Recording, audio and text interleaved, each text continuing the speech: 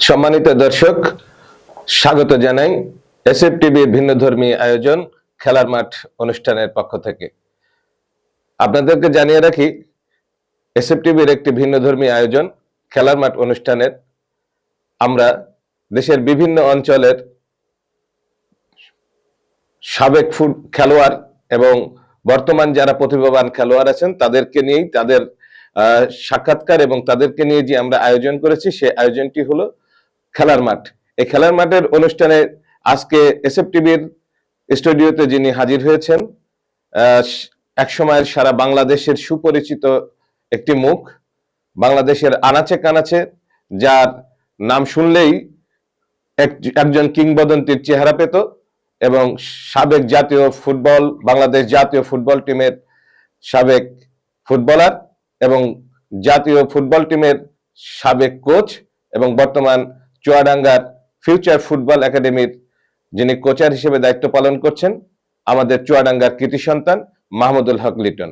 তো আজকে আপনাদের সামনে সেই কিংবদন্তি ফুটবলের জীবনে নিয়ে এবং তার স্মৃতিময় মুহূর্ত নিয়ে ওনার সাথে আমরা আলোচনা করব, আমরাও জানবো, সেই সাথে আপনাদেরকে জানাবার চেষ্টা করব একজন ফুটবলের পূর্ণাঙ্গ জীবনী। তো আসুন আমরা ওনার সাথে একটু পরিচিত হয়ে নিই। আসসালামু আলাইকুম। ওয়ালাইকুম আসসালাম। মাহমুদুল হক লিটন, কেমন আছেন? আলহামদুলিল্লাহ, আপনারা কেমন আছেন? আজকে এসএফ টিভির যে একটি ভিন্নধর্মী আয়োজন, একেবারেই এই আয়োজনের প্রথম অতিথি আপনি মাহমুদুল হক লিটন।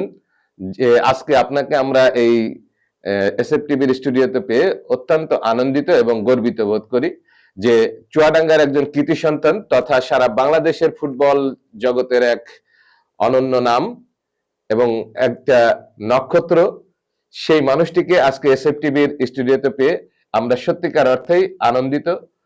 তো সেই আনন্দের ভাগাভাগিটা আমরা সাধারণ দর্শকদের সাথে একটু করতে চাই,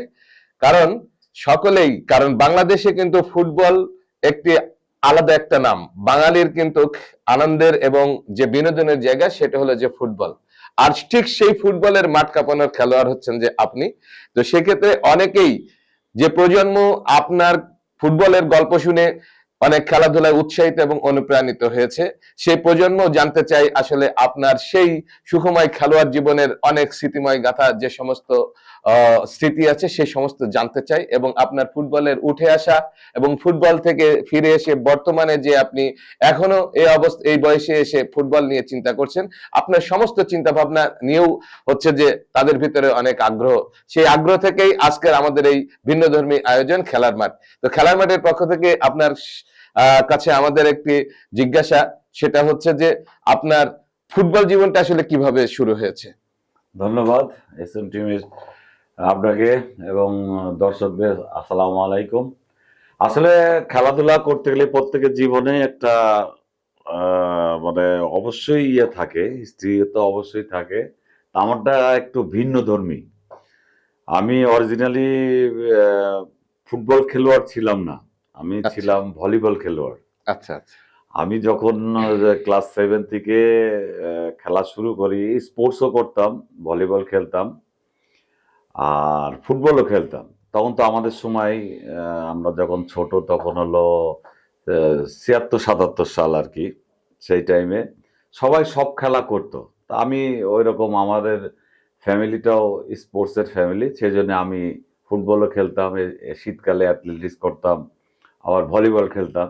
এই ভলিবল খেলতে খেলতে আমার শরীরের যে গ্রোথটা আর কি, এই গ্রোথটা একটু বেশি বাড়তি ছিল এবং আমি লম্বা হয়ে গিয়েছিলাম। দেখ, আমি তখন ভলিবল খেলা শুরু করি। ভলিবল খেলার পরে আমি 78-এ বৃহত্তম কুষ্টিয়া জেলা, তখন মেহেরপুর, চুয়াডাঙ্গা এবং কুষ্টিয়া নিয়ে আমাদের কুষ্টিয়া জেলা ছিল। আচ্ছা আচ্ছা। তো ওই জেলা দলে আমি যে ভলিবলে আমি সুযোগ পাই। তখন কোন ক্লাসে পড়েন আপনি? তখন আমি পড়ি ক্লাস 8-এ। আচ্ছা আচ্ছা আচ্ছা। ক্লাস 8-এ পড়ি, তখনই আমি খেলি।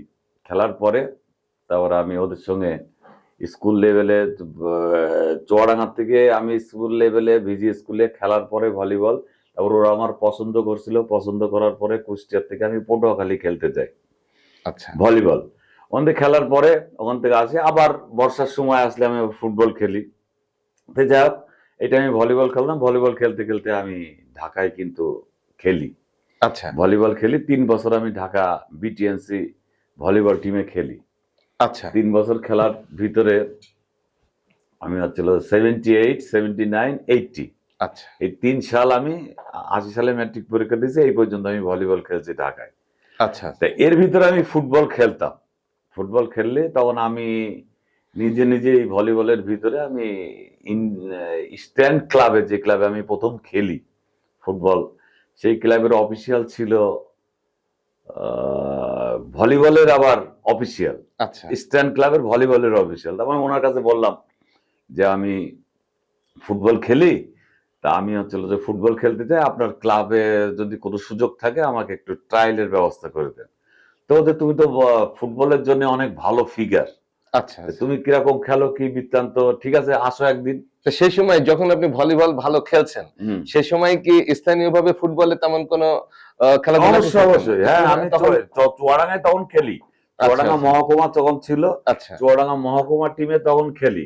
তখন মধু ভাই, কাদের ভাই, ট্যাংরা ভাই, যারা ডডি ভাই, রাজা ভাই, এরা খেলতো। ইনাদের সঙ্গে আমি অলরেডি। আপনার এই ভলিবল বা ফুটবলের হাতে খড়ি কার কাছ থেকে? আমার ভলিবলের হাতে খড়ি হচ্ছিল আমার আব্বা। ও আচ্ছা, আমার আপনার আব্বা, আব্বাও ফুটবল হ্যাঁ, আব্বা ভলিবল খেলতেন? ভলিবল খেলতো, আব্বা সামনে খেলতো, আমি আব্বার সঙ্গে দাঁড়ায় দাঁড়ায়, আমার মনে আছে আমি তখন এতটুকু পিছনে আমি হচ্ছিল যে ভলিবল খেলতাম। আচ্ছা ওই খেলতে খেলতে হঠাৎ করে বড় হয়ে যায়, আমি খেলি। আচ্ছা আমার খেলাধুলার প্রেরণায় কিন্তু আমার আব্বা। আচ্ছা আবার ওই যে খেলতো, আব্বা কিছু বলতো না। খেলার দিকে, খেলা করতে গেলে আব্বা বলতো তো ঠিক আছে ও খেলুক। পড়াশোনা তো করতাম, কিন্তু খেলার ভিতরে আব্বা খুব আমাকে ইন্সপিরেশনটা হ্যাঁ দিতেন। অবশ্যই অবশ্যই, মাঠে গিয়েও প্র্যাকটিস দেখেছে, সবকিছু করেছে। তারপরে যেটা বলি, জি জি তারপর আমি স্ট্যান্ড ক্লাবে আমি ট্রায়াল দিয়ে আমি চান্স পাই। আচ্ছা তো তখন আমার স্বাস্থ্য মানে আরো ভালো ছিল, আর থাই থুই একটু আচ্ছা আচ্ছা, একটু মানে ফিজিক্যাল ফিটনেসটা ছিল physical ফুটবলের fitness, জন্য। ফুটবলের জন্য। তা আমার পায়ে কিন্তু প্রচন্ড শুট ছিল, জি জি প্রচন্ড ছুট ছিল। তা এখন আমি যাই করতে পারি খেলতে, তখন প্রাথমিক স্টেজ ঢাকায়, প্রাথমিক এদিকে প্রাথমিক স্টেজ না, ঢাকায় প্রাথমিক স্টেজ, কিন্তু আমি ওই গোলের সামনে গেলে আমি মানে যে গোলের যে টার্গেটটা, জি, জি, জি। টার্গেটটা আমি খুব জোরে মারতাম। এতে তারা আমার পছন্দ করে। আচ্ছা আচ্ছা আচ্ছা আচ্ছা এরা পছন্দ করে, পছন্দ করার পরে আমাকে বলে যে তুমি ঠিক আছে, তুমি আমাদের টিমে আসো। তখন আপনি এসএসসি পরীক্ষা দিয়েছেন কেমন? আমি দিয়েছি, মাত্র দিয়েছি আচ্ছা, আচ্ছা। এসএসসি পরীক্ষাটা দিয়ে, না দেবো, দেবেন? সরি দেবো, আচ্ছা আচ্ছা এসএসসি পরীক্ষা দেবো। তারপরে আমি হচ্ছে গেলাম এসএসসি।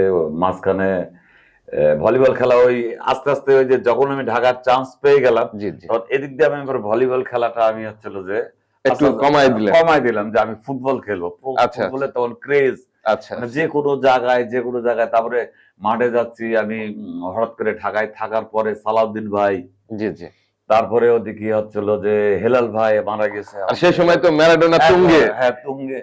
তারপরে হচ্ছে এদের দেখে, তারপরে ঢাকার স্টেডিয়ামে খেলা দেখতে যাবো, হাজার হাজার দর্শক। জি জি তারপরে ওইদিকে আগ্রহ চলে গেল বেশি, যে ঠিক আছে দেখি না, চেষ্টা করি কি হয়। আচ্ছা আচ্ছা। তারপরে খেলতে খেলতে টিমে থাকতে থাকতে আমাকে মূলত তাহলে ফুটবলের ক্রেজ দেখেই আপনার ক্রেজ ছাড়াও আমি খেলতাম। জি, আমি জি। কিন্তু যে প্লেয়ার হব এটা ভেবে না, কিন্তু যে আমি চেষ্টা করছি যদি হয়ে যায় আর কি। আচ্ছা আচ্ছা। ওই সময় ওই ব্রেনটা কোনো ছিল না। প্ল্যানিং নাই? না, না, না, জি। কোনো প্ল্যানিং নাই। আচ্ছা আচ্ছা কোনো প্ল্যানিং নাই। আমি ভলিবল খেলার জন্য গেছি, ভলিবলে চাকরি করছি, চাকরি করতাম, কিন্তু আমি ভলিবলে 619 টাকা বেতনে চাকরি করতাম। এটা কত সালে? ওই আমি যখন ভলিবলে চান্স পাই বিটিএনসি তে আমাকে চাকরি আচ্ছা দিল। আচ্ছা আচ্ছা, ওই সময়। ওই সময় 619 টাকা আমার মনে আছে। আচ্ছা আচ্ছা আচ্ছা মন্য টেক্সটাইলের টঙ্গিতে আমি চাকরি করতাম। আচ্ছা তারপরে আমি যা হোক হচ্ছিল যে আমার অফার দিয়ে গেল ভলিবল খেলার পরের থেকে। স্ট্যান্ড ক্লাব আবার আমাকে সিলেকশন করলো, সিলেকশন করে আমাকে কিন্তু রাখলো না ফুটবলে। মাঝপথে। হ্যাঁ মাঝপথে মানে 3 মাস পরে। আচ্ছা 3 মাস পর এগুলো কিন্তু একজনের খেলার পিছনে যে অনেক কিছু থাকে, জি, জি, অনেকে জি। জানে না, কিন্তু অনেকে জানে না। আচ্ছা। আমাকে প্রথমে, এখনকার ছেলেপিলে এক জায়গায় যদি কোনো সময় চান্স না পায়, মনে করে আমি আর খেলবোই না, হতাশ হয়ে যায়। হতাশ হয়ে যায়। তা আমি হতাশ হয়নি, আমি বাড়ি চলে আসছিলাম। আচ্ছা বাড়ি চলে আসলাম। কখন জানতে পারলেন যে আপনাকে টিম থেকে? ও না, আমাকে বলেই দিয়েছে যে হচ্ছিল যে চলে যেতে বলছে, চলে আচ্ছা। যেতে বলছে, চলে যেতে আমি চলে আসছি। তখন ওই বছরই বলছে, 81 সালের ঘটনা এটা। আচ্ছা আচ্ছা তো ওই সালেই আবার আমি বাড়িতে, আমার দাদি খুব অসুস্থ হয়ে যায়। তা আমি হচ্ছিল যে দাদিকে নিয়ে আবার ঢাকায় চাচার কাছে রাখতে গেছি। তো ওই সময় আমার, যেহেতু আমি হচ্ছিল যে স্পোর্টসম্যান, জি খেলাধুলা করে, আমি আবার ঢাকা স্টেডিয়ামে খেলা দেখতে গেছি। আচ্ছা তখন আবাহনী আর দিলকুশার খেলা হচ্ছে, খেলায় প্রচন্ড মারামারি হয়। আচ্ছা। খেলায় আবাহনী যেতে, তো মারামারি হওয়ার পরে ওই যে আমি স্ট্যান্ড ক্লাবে খেলাধুলা প্র্যাকটিস করে আসছি, টিমে ছিলাম। জি তো ওই টিমে তো প্লেয়ার ছিল, ওই টিমে একজন সিনিয়র প্লেয়ার ছিল, সেটা হলো আলমগীর উস্তাদ, মারা গেছে, আল্লাহ তাকে বেহেশতে নসিব করুক। তো উনি হচ্ছে আমাকে ওই স্টেডিয়ামে ওনার সঙ্গে, এটা হলো উপরওয়ালার খেলা আর কি, সৃষ্টিকর্তার প্রদত্ত, যে ওই স্টেডিয়ামে ওনার সঙ্গে আমার দেখা হয়ে গেছে। চমৎকার, মানে এটা মিলে খুব গেছে, নাটকীয় একটা বিষয়। নাটকীয় বিষয়। তো আমি যখন ওখান থেকে ইস্টার্ন ক্লাবতে চলে আসি, তখন আমি আবার ভিক্টোরিয়া ক্লাবে আসি। আচ্ছা ভিক্টোরিয়া ক্লাবে এসে আবার ভিক্টোরিয়া ক্লাবেও থাকি। আচ্ছা তখন ভিক্টোরিয়া ক্লাবে হচ্ছে হলো থাকি, থাকার পরে প্র্যাকটিস করার পরে রেজিস্ট্রেশন করি। কিন্তু আমি আচ্ছা আচ্ছা ঢাকায় লিগ খেলার জন্য 81 সালে ভিক্টোরিয়া ক্লাবে আমি রেজিস্ট্রেশন করি। রেজিস্ট্রেশন। তো এই রেজিস্ট্রেশন করার পরে ভিক্টোরিয়া ক্লাব তখন আমার মীর সজ্জাদ, লতিফউদ্দিন, নাসির আহমেদ, এসব ইন্ডিয়ান বেস্ট প্লেয়ার গুলা নিয়ে আসলো। আচ্ছা আচ্ছা ওখান থেকেও আমাকে বিদায় করে দিল। ওখান থেকেও বিদায় করে দিল। তো ঠিক আছে, তোমার তো রেজিস্ট্রেশন করা আছে, তুমি এক কাজ করো, সামনের বছর একদম প্রথম থেকে যখন ক্যাম্প শুরু হয় তখন আসবা, আসার পরে তুমি হচ্ছে হলো যে, মানে যখনই আশা দেখছেন তখনই দেখা পাচ্ছেন। তারপরে বাসায় চলে আসি। বাসায় যেভাবে বললাম, দাদিকে নিয়ে গেলাম, এটা কিন্তু ওই দাদিকে নিয়ে যাওয়ার আগের ঘটনা, আচ্ছা, আচ্ছা। ইস্টার্ন ক্লাবের আসার পরের ঘটনা। আচ্ছা আলমগীর ভাইয়ের সঙ্গে দেখা হলো। আলমগীর ভাই উস্তাদ, উনি আমার হচ্ছে হলো বললো, কি রে, খেলবি নাকি? আচ্ছা, তা আমি তখন তো ম্যাট্রিক মানে পরীক্ষা সাথে বড় আশা মতো যে সুযোগ পেয়ে গেছে। সুযোগ পেয়েছে, বোধহয় আমি খেলবো না কেন? তাহলে উনি আবার তখন মনে আছে আমার খুব ভালো করে, যে 542 টাকা না 543 টাকা আমাকে দেয়। আচ্ছা ওনার সেক্রেটারি ছিল ইস্টার্ন ক্লাবের সঙ্গে। তখন ইস্টার্ন ক্লাবের করুণ অবস্থা, মানে টিমের এমন অবস্থা, টিম হলো লোয়েস্ট, আচ্ছা, পয়েন্ট হচ্ছে লোয়েস্ট। তারপর আমি ওই ওই অবস্থায় বাসায় গিয়ে কাপড় টাপড় নিয়ে, তখন তো চুয়াডাঙ্গায় আসতে সেই মেহেরপুর হয়ে, তারপরে নাইট কোচ আসতো কিন্তু চুয়াডাঙ্গায়, তার আগে আচ্ছা। কিন্তু আসতো না। তা আমি চলে আসি, চলে এসে আমি সকালবেলা আবার চলে যাচ্ছেন। চলে গেছে, এসে শুধু বুকটা নেওয়ার জন্য। আচ্ছা। কিন্তু এখনকার যে সিস্টেম, যদি আমার এখন ওই সিচুয়েশন যদি হইতো, জি তাহলে এখন কোনো সমস্যা নেই, কারণ এখন বুট টুট সবসময় পাওয়া যায়, জি যে কোনো দোকানে গেলেই বুট পাওয়া যায়। তো তখন তো বুট, আমার পায়ের বুট বানাতে হলে 5 দিন ওয়েট করতে হবে ঢাকায়। আচ্ছা গণ বলে একটা জায়গা ছিল, ওই জায়গা থেকে বুট নিত। অ্যাভেলেবেল নয়। অ্যাভেলেবল মানে একটাই দোকান ঢাকা শহরে আচ্ছা। সব প্লেয়ারের। আর হলো যারা ভালো ন্যাশনাল টিমের প্লেয়ার, যারা হচ্ছিল যে ভালো টিমে ভালো খেলে, তারা বিদেশি বুট ইউজ করে। তা আমার তো ওই সামর্থ্য নেই। আচ্ছা আমি বাসায় এসে বুট টুট নিয়ে আমি চলে গেলাম। চলে যাওয়ার পরে তখন আমাকে ওই যে ভিক্টোরিয়া ক্লাব আবার অবজেকশন দিল যে খেলতে পারবে না, আচ্ছা, ক্লিয়ারেন্স লাগবে।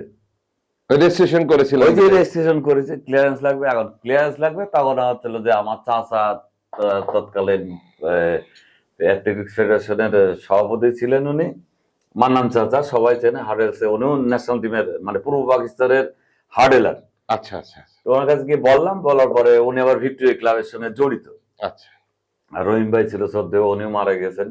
তো ওনার দুজনের কাছে বললাম, বলার পরে ওনারা ক্লিয়ারেন্স দিয়ে দিল। আমাকে ক্লিয়ারেন্সটা ওখান থেকে নিয়ে দিল, যে কোনো, ওর যদি কোনো ক্লাবে খেলে তাহলে কোনো সমস্যা নেই। এখন ওইটা খেলার পরে, ওইটা নেওয়ার পরে, তাও আমি ইস্টার্ন ক্লাবে, তখন 7 দিন আমার ইস্টার্ন ক্লাব হচ্ছে, তখন দ্বিতীয় লেগের আর কি, যখন খেলা শুরু হলো, তখন 8 খেলায় 2 পয়েন্ট। আচ্ছা, টিম একদম লোয়েস্ট। জি জি। তা আমাকে প্রথম দিন মাঠে নামালো 20 মিনিট নামালো। 20 মিনিট নামানোর পরে আমাকে, আপনি কোন প্লেসে খেলতেন? স্ট্রাইকার, আমি অলওয়েজ স্ট্রাইকার। আচ্ছা আচ্ছা। 20 মিনিট খেলার পরে সেকেন্ড ম্যাচে হচ্ছিল যে প্রথমেই নামালো। আচ্ছা, ওই ইস্টার্ন ক্লাব প্রথমে নামিয়ে আমাকে তুলে নিল হাফ টাইমের সময়। আচ্ছা। থার্ড ম্যাচে আবার নামালো। ওই থার্ড ম্যাচে আমার হলো কপাল খুলে যায়। আচ্ছা, ওই থার্ড ম্যাচে আমি হচ্ছিল যে হ্যাটট্রিক করি। বাহ। এটা উপরালার, এটা খেলাটা অনুষ্ঠিত হচ্ছে কোথায়? ঢাকা ঢাকা স্টেডিয়ামে। স্টেডিয়াম অবশ্যই, আচ্ছা, ওয়ার্ল্ড আচ্ছা। তখন তো হাজার হাজার দর্শক, যে কোনো খেলা, ফুটবলের কথা বললেই মানুষ পাগলের মতো ছুটতো। পাগলের মতো, মানে ঢাকায় যে কোনো খেলা হলে বিকেল বেলা যখন খেলা হইতো, একটা হয়তো বিকেল বেলা 5টার সময়, আর একটা হতো 7টার সময়। আচ্ছা, একটা হলো রাত্রে খেলা হইতো আমাদের সময়কার কথা বলছি, আর একটা হলো 5টায় খেলা হইতো। 5টা খেলাও ওই যে 7টায় সবসময় বড় খেলা থাকে। জি জি। আবাহনী, মোহামেডান বা ব্রাদার্স, আচ্ছা বা হচ্ছিল রহমতগঞ্জ তখন ইয়ে টিম, বিজিএমসি তখন আচ্ছা। ভালো টিম। তো ওদের খেলা সবসময় পরে থাকতো, আর প্রথমে থাকতো হচ্ছিল যে যারা মিডিয়াম বা মধ্যম আচ্ছা, টিমের আচ্ছা। খেলা, মধ্যম বা হচ্ছিল যে ছোট টিমের খেলা। আচ্ছা, তো ওই খেলাই আগে দিতে, এই কারণে ওই পরের লোক হবে, পরে কিন্তু খেলা দেখবো। আচ্ছা। ঠিক আছে, খেলাই যখন দেখবো তাহলে আগেরটাও দেখি, পরটা। সেই জন্য আমাদের পরিচিতি বেশি, চেনে বেশি লোকে, আচ্ছা, মানুষের চেনে বেশি। এই কারণে যে এখন একটা জায়গায় একটা প্লেয়ার খেলতে গেলে ওই হয়তো আবাহনীর একটা প্লেয়ার চিনতে পারে, বসুন্ধরা একটা প্লেয়ার চিনতে পারে, ছোট টিমে কারা খেলছে এটা কিন্তু চেনে না, কারণ আচ্ছা, খেলাই দেখতে যায় না। জি জি। যাক, ওই ম্যাচে আমি হ্যাটট্রিক করি। আচ্ছা, হ্যাটট্রিক করার পরে তারপরে পরবর্তীতে আমি ওই 3 মানে গোলে, ঢাকার মাঠে কোনো টুর্নামেন্টে আপনি হ্যাটট্রিক করলেন? টুর্নামেন্ট না, এটা লিগ, লিগ। এটা বাংলাদেশের সর্বোচ্চ লিগ। আচ্ছা আচ্ছা আচ্ছা। এটা বাংলাদেশের একদম সর্বোচ্চ লিগ, এর উপরে তার খেলা নেই। তখন তো আপনি এসএসসি পাস করেছেন? পরীক্ষা দিয়েছি, পরীক্ষা দিয়েছেন সেই পরীক্ষা সময়? দিয়েছি, হ্যাঁ। তখন আপনার বয়স সর্বোচ্চ হয়তো 16 বা 17.5 17.5 মনে বছর আছে, 17.5 বছর বয়স। আমি হচ্ছিল যে 17 বছর বয়সে এসএসসি পরীক্ষা দিলাম, 17.5 বছর বয়সে আমি হ্যাটট্রিকটা করছি, আমার লেখা আছে একে করে। আচ্ছা আচ্ছা। তো যাক, হ্যাটট্রিক করলাম, হ্যাটট্রিক করার পরে টিম কিন্তু নেমে গেল। আচ্ছা দেখেন, টিম কিন্তু নেমে গেল, কিন্তু টিমকে না বলো না, আলটিমেটলি টিম নেমে গেল, মানে পয়েন্ট টেবিলে লাস্ট হলো। আচ্ছা আমি খেলছি সেকেন্ড লিগের থেকে, আচ্ছা। মানে সেকেন্ড 9টার ম্যাচ যাওয়ার পর, 18টা ম্যাচ 9টার ম্যাচ যাওয়ার পরে টিম কিন্তু নেমে গেল। টিম নামার পরে টিমকে নামালো না, মানে অফিসিয়াল ছিল একটু স্ট্রং। আচ্ছা আচ্ছা। তারা বললো যে ঠিক আছে এই বছর টিম নামবে না। তো পরের বছর আবার তাহলে টিম যেহেতু নামলো না, ওই বছর চ্যাম্পিয়ন হয়েছে আবার আবাহনী। আচ্ছা। আবাহনী ক্লাব 81 সালে চ্যাম্পিয়ন হয়। আবাহনী ক্লাবের আর লোয়েস্ট কে স্ট্যান্ড ক্লাব। তো ওপেনিং ম্যাচ, আচ্ছা আচ্ছা। ওপেনিং ম্যাচ হচ্ছে 82 সালের ওপেনিং ম্যাচ। ওপেনিং ম্যাচে আবাহনীর এগেইনস্টে 80,000 দর্শকের ভিতরে আমি ফার্স্ট 9 মিনিটে গোল করি। চমৎকার। একদম ফার্স্ট 9 মিনিটের মাথায় মোতালেব ভাই, মরম মোতালেব ভাই, আলতার বেস্তে নতুন করে বাড়া গেছে আবাহনী এগেইনস্টে। ওই যে আমি গোল করলাম, আমি ন্যাশনাল টিমে চান্স পেয়ে গেলাম 9 মিনিটের মাথায়। হ্যাঁ, আমি ওই গোল করার পরে ওই বছর আমি ন্যাশনাল টিমে চান্স পেয়ে গেলাম। 18 বছর পূর্ণ হওয়ার আগে ন্যাশনাল টিমে? হ্যাঁ, আমি 18 বছর আগেই তো ন্যাশনাল টিমে খেলি। সম্মানিত দর্শক, মাহমুদুল হক লিটনের ফুটবল জীবনের কথা শুনছেন। ছোট্ট একটা বিরতি, বিরতির পরে আমরা আবার ফিরে আসছি, সে পর্যন্ত আমাদের সঙ্গেই থাকুন।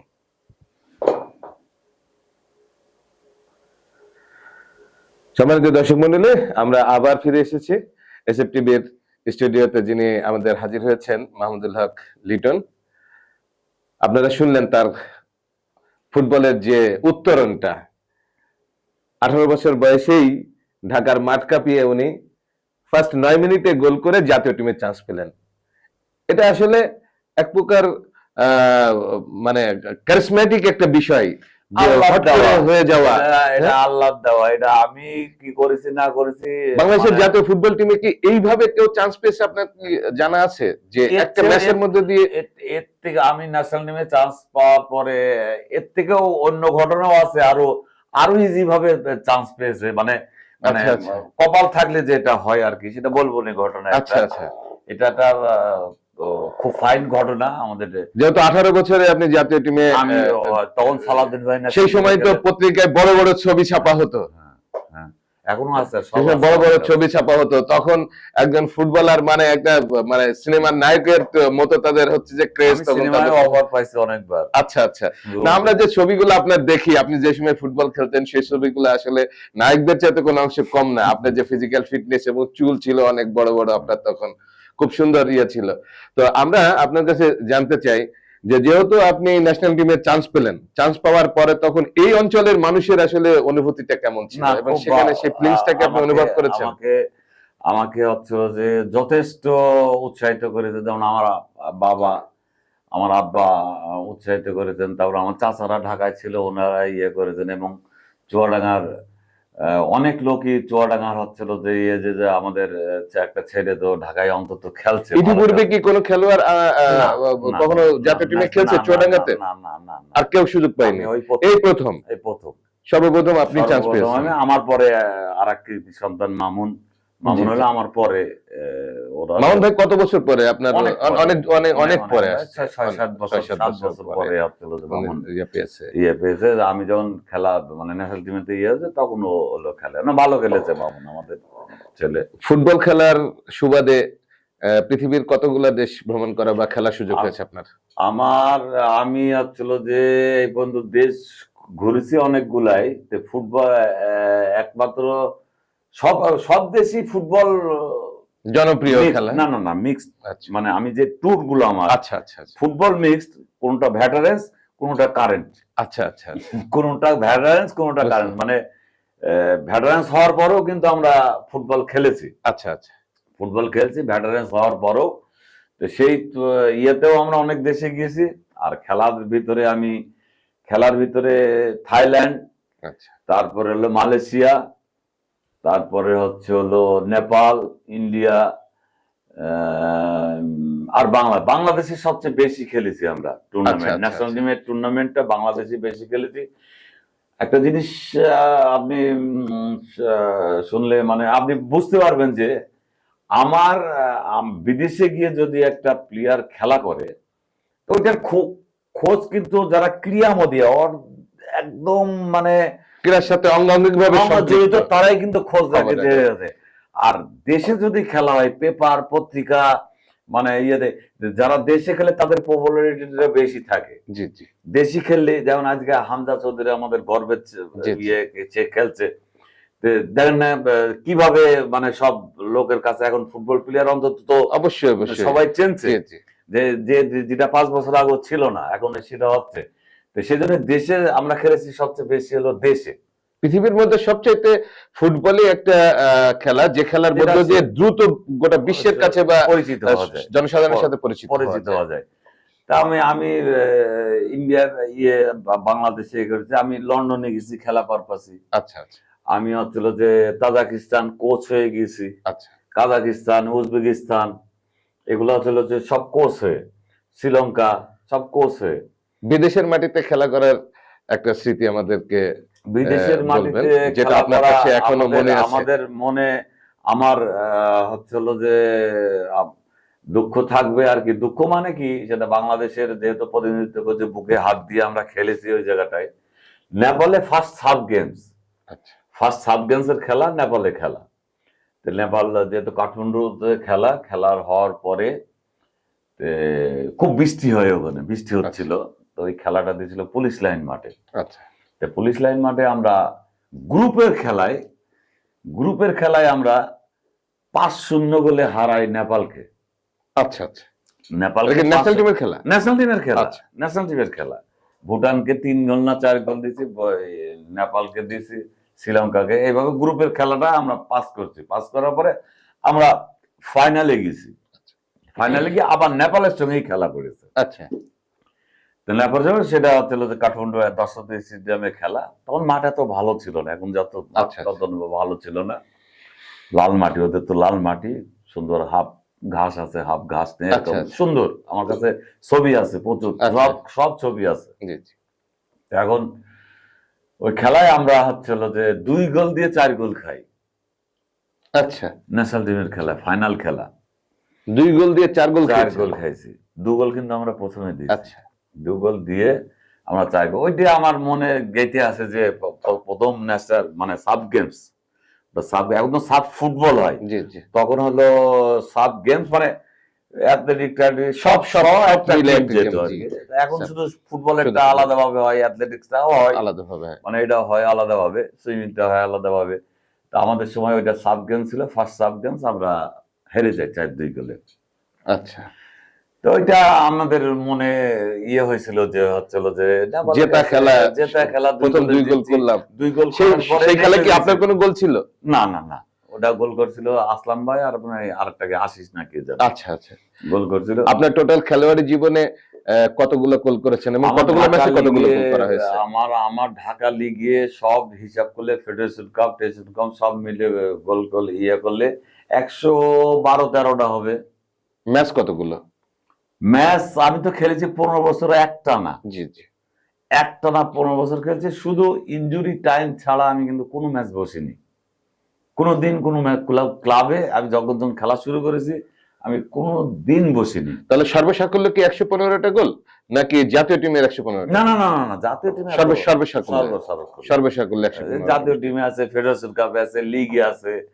হ্যাঁ, লিগটাই ধরি, ফেডারেশন কাপ ধরি, ডাম্পা কাপ। আমরা সেই সময় একটা ছবি দেখেছিলাম যে স্টার খেলোয়াড় লিটন ইনজুরিতে ছিল, কারণ হ্যাঁ, এইটা যদি একটু বলতেন। আমার আমার আমি খেলা মানে খেলা হচ্ছে ওয়ান্ডার্স আর হচ্ছে ব্রাদার্স, কারণ আমি ব্রাদার্সে খেলি আর কি। তখন তো আপনি ব্রাদার্সে কি অধিনায়ক নাকি সেই সময়? না না না, ব্রাদার্সের অধিনায়ক না, ওই তারা অধিনায়কের পরের বছর। আচ্ছা আচ্ছা তো খেলা শেষ হয়ে যা 2 মিনিট বাকি আছে, আচ্ছা আমার বাম্পার সিঙ্গার পড়ে গেছে, আচ্ছা। মানে খেলার ভিতরে পড়ে গেছে। তো আমি আবার কি করছি, ডান বাস সিঙ্গারটা আবার খুলে ফেলে দিয়েছি। তো ওই সময় একটা ভলি পাইছি গোলে মারার। আচ্ছা, তো পিছন দিক দিয়ে পা দিয়ে লাথি মারে আমাকে একজন প্লেয়ার, কোন দলের খেলোয়াড় ছিল সে? ওয়ান্ডার্সের তপন বলে একটা ছেলে। আচ্ছা। তো এটা পার্ট অফ গেম। আমি তারপরে কোনো মানে যে সে আমার মারলো কেন কি বৃত্তান্ত কোনো সেই জন্য বলছে না। আমার মনে আছে তপন পিছন দিক দিয়ে মানে আমার সিনমন ভেঙে দেয়। ভাঙার পরেও আমি ঢাকা মাঠে খেলেছি এবং হাইস্ট স্কোরার হয়েছি। আচ্ছা আচ্ছা আচ্ছা। আমি ভালো করে খুব কাম ব্যাক করেছি, কাম ব্যাক করার পরেও আমি খেলেছি। তো ওইটা আমার লাগছিল। লাগার পরে ও দেখতে গেছিল আমাকে ইয়েতে তপন। তো খেলা 2 মিনিট কি মানে হার্ট ভেঙে গেছিল, ফেটে গেছিল আর কি। আচ্ছা আচ্ছা। ফেটে যাওয়ার পরে ঠিক হয়ে যায় কিছুদিন পরে। কতদিন পর আবার মাঠে ফিরে আসলেন? আমি 8 মাসের মাথায় আবার ব্যাক করেছেন? ব্যাক করে আমি 8 মাসের মাথায় ব্যাক করে ব্রাদার্সে খেলি। ব্রাদার্সে খেলার পরে আবার পাই ব্যথা পাই। তারপর গিয়ে না আবানিতে চলে যাই।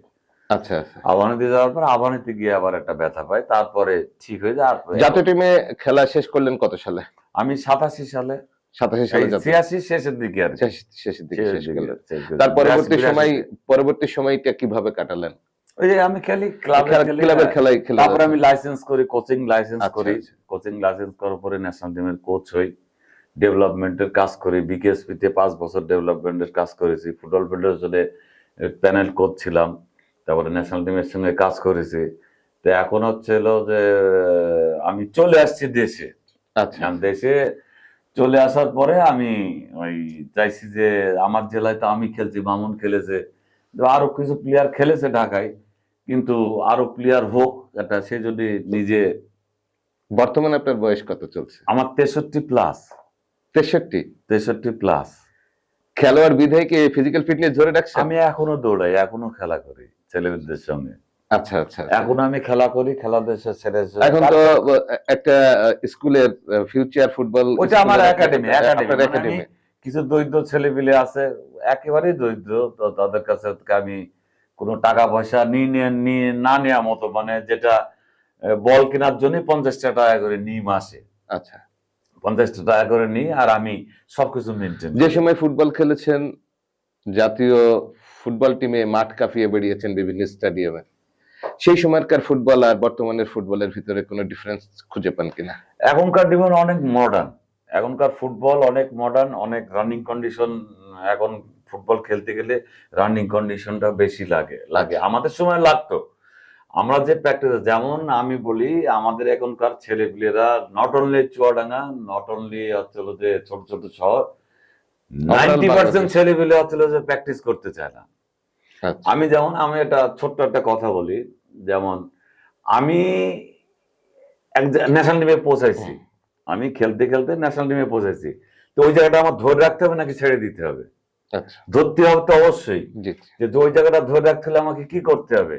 যে প্র্যাকটিস করে ওই জায়গায় পৌঁছাইছে আমি তার ডবল প্র্যাকটিস করতে হবে। আচ্ছা, কারণ ওখানে তো কম্পিটিশন আরো, কারণ সব জায়গার সেরা প্লেয়াররা গিয়ে তো ওই জায়গায় খেলবে। আচ্ছা, তো যেহেতু সব জায়গায় সেরা প্লেয়ারদের সঙ্গে আমার যদি টক্কর মারতে হয়, তাহলে আমাকে সেইভাবে তৈরি রাখতে হবে সারা বছর। এখনকার ছেলেপিলেদের যদি ঢাকায় খেলে ফেলে বা ডিস্ট্রিক্ট টিমে খেলে ফেলে বা হচ্ছে হলো কোনো একটা ক্লাবে বা কলেজে একটা হাইয়েস্ট স্কোর হলো খেলায়, ওই 7 দিন 10 দিন 15 দিন 20 দিন 25 দিন প্র্যাকটিস করে না, আবার খেলে। মানে কন্টিনিউটি না নেই। না, কোনো কন্টেন্ট মানে কোন রকম। আর সবচেয়ে বড় ইয়ে হলো, যেহেতু প্র্যাকটিস করে না, এরা তো জানে না, এই প্লেয়ার গুলা কিন্তু জানে না যে 3 দিন প্র্যাকটিস না করলে কি হয়, 7 দিন প্র্যাকটিস না করলে কি হয়, বা 2 দিন প্র্যাকটিস না করলে কি হয়। আমরাও জানতাম না। যখন এই যে লাইসেন্স টাইসেন্স করার পরে যখন কোচ হয়েছি, তখন জানতে পারছি যে হচ্ছিল যে একটা প্লেয়ার কেন ডেভেলপ করে না। দেশের ফুটবলকে নিয়ে কি ধরনের স্বপ্ন দেখেন? না, দেশের ফুটবল একটু ধিম তালে চলে গেছিল আবার। কিন্তু আমাদের দেশের ফুটবলের যারা কর্ম এই সংস্থায় যারা বড় উচ্চ পদে আছে, তাদের উচিত তাদের উচিত হলো যে যেখান থেকে প্লেয়ার তৈরি হয় সেই জায়গাটা ধরা। প্লেয়ারটা যেখান থেকে তৈরি হয়, একটা ছেলেকে আমি ধরবো গ্রাসরুট লেভেলে একেবারে। আমি 20 বছরে যদি শিখাতে যাই, সেই প্লেয়ার কিছু শিখতে পারবে না, কারণ 20 বছরে আমার ন্যাশনাল টিমে খেলাই হয়ে গেছে 3 বছর। জি জি। তা আমি যদি তাকে এখন পুষ্পাস শেখাই, তাহলে তো হবে না। ধরতে হবে গ্রাসরুট লেভেলে 10 থেকে 12 বছরের ছেলে পেলে। আমরা কিন্তু একটা জিনিস দেখি লিটন, যে বিশেষ করে ফুটবলের অনেক ভালো ভালো খেলোয়াড় হয়েছেন। পরবর্তীতে ওনাদের খেলোয়াড়ী জীবন শেষে বাস্তব জীবনে যখন ওনারা ফিরে আসেন নিজেদের ইয়াতে, আসলে অর্থনৈতিক দৈন্যদশায় কাটায়। এ বিষয়টা আসলে কতটুকু? আদা, এই বিষয়টা সত্য। একটা জিনিস কি, এটা আমি যেমন আমার বাপরা এটা সাবধান করেনি যে আমি কি করছি, টাকা পয়সা ইনকাম করছে, আমার বাপ বা আমার গার্জেনরা সাবধান করেনি, কিন্তু আমি এখন এই ছেলেদের কিন্তু সাবধান করি। আচ্ছা। যেহেতু আমি এর ভিতরে ছিলাম, আমি বুঝতে পারছি যে তুমি আজকে একটা খ্যাপ খেলছো, সে 4,000 টাকার একটা খ্যাপ খেলে বন্ধু বান্ধবের 1,000 টাকা খাই দিল, নিজে একটা কেডস কিনলো, একটা জামা কিনলো, একটা জিনিস কিনলো, কিনে দেখা যাচ্ছে যে 3,500 টাকা শেষ, 500 টাকা আছে। 2 দিন পরে সেই টাকাটা না, আমি তাদেরকে সাজেশন করছি, মানে তাদেরকে সাজেশন করছি এবং করি, এবং গার্জেন হিসেবে অ্যাজ এ ফাদার হিসেবে তাদেরকে আমাদের কাছে সবসময় এই কথাটা আমি বলি যে তুমি যদি 10 টাকা ইনকাম করো, 2 টাকা খরচ করো, তোমার ফ্যামিলি যদি দরিদ্র হয়, তোমার ফ্যামিলি যদি টাকা পয়সার প্রয়োজন হয়, তুমি 5 টাকা দাও, কোনো অসুবিধা নেই। আর তোমার পরবর্তী জীবন যখন খেলা শেষ করবা, তার জন্য এই 3টে টাকা তুমি আসলে ব্যাংকে সেভিংস করো। দর্শক মন্ডলী, ছোট্ট একটা বিরতি, এরপরে আমরা আবার ফিরে আসছি, ততক্ষণ আমাদের সঙ্গে থাকুন। বিরতির পর আবার ফিরে এলাম। মাহমুদুল হক লিটন, আসলে এই যে যে কথাটা বললেন, যে একজন খেলোয়াড় তার পুরা জীবন যৌবনটা মাঠেই দিয়ে দেয়, তার যে সোনালী সময়টা সেটাই মাঠেই দিয়ে দেয়, কিন্তু পরবর্তী সময় এসে এই যে তাদের অর্থনৈতিক দৈন্যদশাতে কাটাতে হয়, তাহলে এই বিষয়টাকে আসলে আগামীর খেলোয়াড়রা যাতে হচ্ছে যে এই সমস্যার সম্মুখীন না হয়, এই ব্যাপারে আপনি দেশের ফুটবলকে কি বলবেন, বা ফুটবল ব্যবস্থাপনা যারা করেন তাদের আমি বিষয়ে কি আমি বলবেন? না, এখন ব্যবস্থা করার যে দেশের সর্বোচ্চ সংস্থা যেটা আছে, সেটা তো তাদের ব্যক্তিগত ব্যাপার, সরকার যেটা ডিসিশন নেবে সেটা।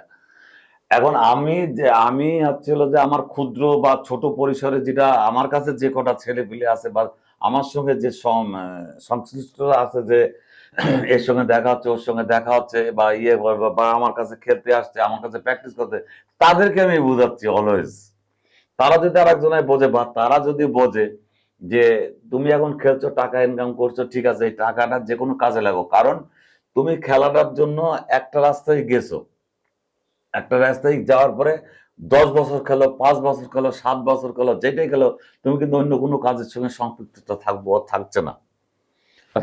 যেহেতু সম্পৃক্ততা থাকছে না, এইটাই তোমাকে যদি তুমি প্রফেশন ধরে নাও, তাহলে তোমার এর ভিতরে তোমার ওই 7 বছরের যে অন্য কাজ যেটা করতে, যেটা বেতনটা তুমি পাইতে, বা অন্য জায়গায় যে ইয়েটা করবা, এইটা জন্যই তোমাকে ওই সেভিংসটা করতে হবে। আচ্ছা আচ্ছা। আর যতই কষ্টই হোক, এখন তাদের কাছে আমার অনুরোধ, বা আমি নিজেও এই সাজেশনটা সবসময় দিয়ে দিই, পড়াশোনা আগে, এখনকার যে যুগ পড়েছে, পড়াশোনা আগে, পড়াশোনা করতে হবে, খেলা করতে হবে, যদি খেলা প্লেয়ার হতে চাই খেলা করতে হবে, যদি পারিবারিক কোনো সমস্যা থাকে সেইটাও সলভ করতে হবে, করেও প্লেয়ার হইতে হবে। আচ্ছা আচ্ছা। এখনকার যে যুগ পড়েছে, আমাদের সময় আমাদের যে পারিবারিক অবস্থা যখন যা ছিল, ওই তখন জিনিস আপনার কাছে কি মনে হয় যে আসলে আমাদের দেশের অনেক প্রতিভা কিন্তু অঙ্কুরে বিনষ্ট হয়ে যায়? হ্যাঁ, নষ্ট হয়ে এটার যাচ্ছে। পিছনে একটা কিন্তু বড় কারণ হলো যে পৃষ্ঠপোষকতার কিন্তু অভাব। অভাব। আমি যেমন আমার একাডেমি চালাই, আমার কাছে অনেক দরিদ্র ছেলেপিলে আছে, অনেক করে আছে। আমি যতটুকু পারি, আমার যতটুকু মনিটরিং আপনার ক্যাপাসিটিতে যতটুকু কুলায়। যতটুকু আছে ততটুকু আমি করি।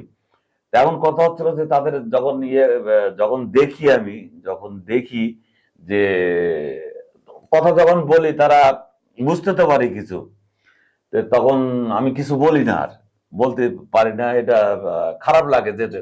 কিন্তু এখন যখন দেখি যে একটা প্লেয়ার খেলা ছাড়ার পরে খুব ভালো পরিস্থিতিতে, ভালো অবস্থা আছে, অন্তত সচ্ছলভাবে চলাফেরা করছে, তখন মনের ভিতরে খুব খুশি লাগে এবং লাগে যে না, এই ছেলেটা আছে। কিন্তু যে ছেলেটা দরিদ্র বা এটা যে হেল্প করবে, যে একটা ছেলে, অনেক ছেলেপিলে আছে, আপনি জানেন না যে অনেক ছেলেপিলে আছে সেটা যারা হচ্ছিল যে এখানে খেলাধুলা করছে, ভালো খেলছে, ঢাকায় ট্রায়াল দিতে যাবে, তার গাড়ি ভাড়া নেই। ভাড়া নেই, এমন ছেলেপিলেকেও আমি এই যে পাঠানো হয় যে হচ্ছিল যে ঠিক আছে যাও, কারণ আপনি তো প্রতিটা বিষয়ে একেবারে বুঝতে পারেন। হ্যাঁ, বুঝতে পারেন। প্রতিটা বিষয়ে যে পূর্ব অভিজ্ঞতা তো হ্যাঁ, আপনাকে এটা আছে, শিখিয়েছে। এখন এইটা জীবনের এই 63 বছর বয়সে এসে পাওয়া না পাওয়ার কোনো কোনো আক্ষেপ নেই। আল্লাহ যত দিয়েছে, আল্লাহর কাছে হাজার শুকরিয়া। কোনো দুঃখ নেই, কোনো কিছু নেই যে হচ্ছিল যে আমার পা ভেঙে গেছে, আমি খেলার পরিসমাপ্তি ভালো করে হয়নি, বা যতটুকু হয়েছে আর কি, আল্লাহর কাছে শুকরিয়া। এখন যথেষ্ট ভালো আছি, আল্লাহর রহমতে, আল্লাহর ইয়েতে যথেষ্ট ভালো আছে, কোনো অসুবিধা নেই, সব দিক দিয়ে সুস্থ। আমি শুধু ঢাকায় থাকিনি, কারণ হচ্ছিল ভালো লাগে না আমার, ক্লামজি, মাটি টানে ফিরে আসতে হয়েছে। মাঠের টানের থেকেও আমি মানে একটা সিমসাম, যে আমি একটা নীরবতা করে থাকতে চাই, সেটা দিয়ে ওই সকালবেলা উঠে মানে একটা কেমন শহর গিন্দিপূর্ণ একটা পরিবেশ। কিন্তু আমার কিন্তু প্রত্যেকটা জিনিস ঢাকা বেসিস। আচ্ছা আমার কিন্তু এখানকার যে খবর আমি দিতে পারবো না, ঢাকার খবর দিয়ে দিতে পারবো। আচ্ছা আচ্ছা। সবার সঙ্গে আমার যোগাযোগ, নট অনলি ঢাকা, আমার সঙ্গে আমার বন্ধু বান্ধব বা আমার শুভাকাঙ্ক্ষী যারা বিদেশে আছে, প্রত্যেক দিন একদিন পরে বা দুদিন পরে আমি তাদের সঙ্গে কথা বলি কথা। আমার যদি কেউ একটা মিস কল দেয় বা একটা কল করে, যত কিছু হোক, আমি যদি টের পাওয়ার সাথে সাথে তার সঙ্গে আমি যোগাযোগ করি। আগামী দিনের স্বপ্ন আপনার কি? আমার তো স্বপ্ন, আমার তো সবকিছুই শেষ বয়স, আল্লাহ যতদিন বাঁচিয়ে রেখেছে, আল্লাহর কাছে শুকরিয়া, যতদিন যেন সুস্থভাবে বাঁচতে পারি। আর কিছু ছেলেপিলে নিজের জায়গার, যদি কিছু ছেলেপিলে ভালো খেলতে পারে, এইটা আমার যে নিজের জায়গা, যেহেতু প্লেয়ার ছিলাম, ফুটবল প্লেয়ার ছিলাম, আমি চাবো যে আমার অন্তত আমার জেলা ছাড়াও আমার পাশের জেলা হোক, হোক, আমার অঞ্চলের কিছু। চুয়াডাঙ্গার ফুটবল নিয়ে কোনো পরিকল্পনা আছে? চুয়াডাঙ্গার ফুটবল নিয়ে আমার ফুটবল নিয়ে পরিকল্পনা মেনলি তো দরকার যারা অফিসিয়াল তাদের। আচ্ছা আচ্ছা, আমি পরিকল্পনা করতে পারি, বাট আমি মনিটরিং কোনো তো হেল্প করতে পারবো না। আচ্ছা আচ্ছা। একটা ডেভেলপমেন্টের কাজ করতে হলে প্রচুর টাকার প্রয়োজন হয়। আচ্ছা আচ্ছা। অন্তত একটা ছেলেকে আমি প্র্যাকটিস করাবো, তাকে অন্তত 20টা টাকা, দুটো ডিম, একটা কলা, একটা পাউরুটিতে খাওয়ার মতন তাকে দিয়ে তারপর তো করতে হবে, যেটা আমি আমার একাডেমিতে করি। মাঝে মাঝে আমি হয়তো রেগুলার পারি না, কিন্তু দুদিন একদিন পর পরই তাদেরকে ব্যবস্থা, বিভিন্ন লোকের কাছ থেকে এই ভিক্ষা করার মতন, একদম ট্রু সত্যি কথা বলছি একেবারে, যে হয়তো যেসব গরিব মানুষের ছেলেগুলো আছে, কেন হেল্প করবো না? দুটো বল আমার দেয় না এই অ্যাসোসিয়েশন, দুটো বল আমাকে দেয় না। আমি লোকের কাছে চেয়ে, লোকের কাছে আমার স্টুডেন্ট অনেক আছে ন্যাশনাল টিমের, আচ্ছা, প্লেয়ার এবং বড় লোক, তাদের কাছে যখন বলে এসব ঘটনা, তারা আমাকে 6টা বল দেয়, 8টা বল দেয়, 10টা বল দেয়, সেটা দেয়। আমি টাকা চাচ্ছি না কারো কাছে, সেটাই, টাকার প্রশ্ন তো দূরের কথা, আমি আমার বল পর্যন্ত আমি ঠিক মতন পাইনি, কিন্তু আমি আমার মাঠে ঠিক কাজ চালিয়ে যাচ্ছে। নীরবে নিভৃতে নিজের হ্যাঁ, স্বপ্ন। আমি আমার দরকার নেই, আমার কে কি বলছে, অনেকে অনেক অনেক কথা বলে, অনেকে বিশেষ করে মানে ছোট জায়গায় কাজ করতে হলে অনেক কথা বলে। I don't care, I don't bother that busy. আমার কোনো ইয়ে নেই, কোনো কিছু নেই। আমি আমার কাজ করে যাব, উপর আল্লাহ আছে দেখছে, আমি আমার কাজ করে যাব। কারো পছন্দ হলে যদি কোনো কিছু জিজ্ঞেস করা থাকে, ঠিক আছে আমার কাছে আসবে, আমি জিজ্ঞেস করবো, আলাপ করবে, আমি তার প্রত্যুত্তর দিয়ে দেবো। কিন্তু কারোর সঙ্গে কোনো আমার কারোর মধ্যে কোনো ইয়ে নেই। আমি চাই আমার জেলায় বা আমার পাশের জেলায় কিছু প্লেয়ার ঢাকায় খেলুক। আমি এই যে বিভিন্ন জায়গায় চুয়াডাঙ্গা, আলমডাঙ্গা, এই যে আশেপাশে যে টুর্নামেন্ট গুলো হয়, এরও কিন্তু আমি বিপক্ষে। বিপক্ষে কি জন্যই আমি কর্মকর্তাদের দোষ দেব। প্রথম দোষ দেবো, 30 মিনিট 25 মিনিট করে গেম খেলে, টুর্নামেন্ট চালিয়ে 30 মিনিট 20 মিনিট টুর্নামেন্ট চালিয়ে কোনোদিন ডেভেলপ হবে না, কোনোদিন ডেভেলপ হবে না। আমি এখানে 30 মিনিট খেলতে, সেই প্লেয়ার ওইটাই 30 মিনিট। তাহলে সুন্দর ব্যবস্থাপনা এবং যদি পৃষ্ঠপোষকতা থাকে, তাহলে আগামী দিন সুন্দর Of course, ফুটবল আসলে of course. উপহার দেওয়া সম্ভব। সম্ভব। সেক্ষেত্রে চুয়াডাঙ্গা থেকেও অনেক ভালো ভালো খেলোয়াড় বা সম্ভাবনাময় হ্যাঁ। খেলোয়াড় বের করা সম্ভব বলে আপনি মনে করেন। ধন্যবাদ আপনাকে এসএফ টিভির আজকের আয়োজনে উপস্থিত হওয়ার কারণে। যেহেতু একজন কিংবদন্তি ফুটবলারের জীবনের অনেক কথা আমরা শুনলাম এবং ফুটবল সম্পর্কেও জানলাম। সম্মানিত দর্শক, আগামীর ক্রীড়াঙ্গন সুন্দরভাবে তৈরি হোক, বাংলাদেশের ফুটবল এগিয়ে যাক, পাশাপাশি চুয়াডাঙ্গার জেলা থেকে বেরিয়ে আসুক নতুন নতুন ভালো ভালো ফুটবলার, যারা অংশগ্রহণ করুক জাতীয় টিমে মাহমুদুল হক লিটনের মতো। দেশ ও দেশের বাইরে গিয়ে তারা সম্মান বয়ে আনুক ফুটবলকে নিয়ে, এটাই আমাদের প্রত্যাশা। এই প্রত্যাশায় সকলকে ধন্যবাদ। আসসালামু আলাইকুম।